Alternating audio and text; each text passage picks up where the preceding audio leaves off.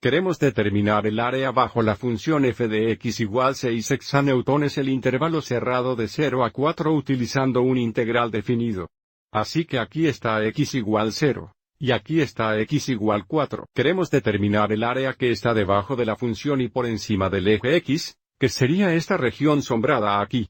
Bueno, porque la región sombreada es un rectángulo, podemos solo usar la fórmula de área para un rectángulo, donde el área es igual a longitud por ancho.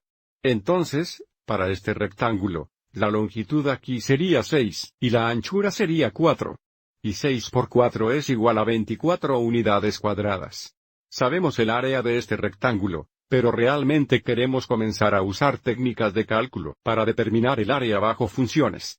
Así que comencemos con una revisión rápida. Ya hemos aprendido que si una función es continua y no negativa en un intervalo, como vemos aquí, el área es igual al límite, a medida que n se acerca al infinito, de esta suma.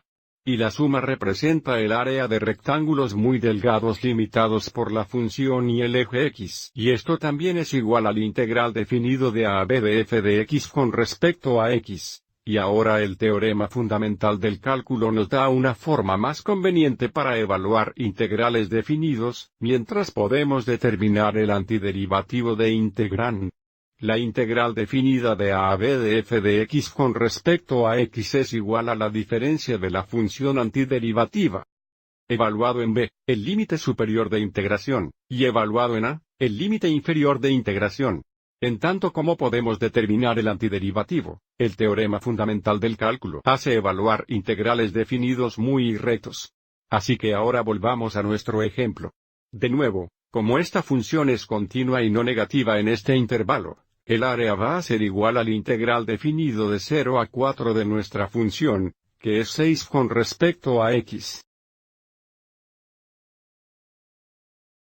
Bien, el antiderivativo de 6 sería 6x más c, pero por integración definitiva dejamos la constante de integración porque cuando determinamos la diferencia, las constantes de integración cancelarían de cualquier modo. Así que evaluaremos 6x a las 4, y luego 0, luego determinar la diferencia.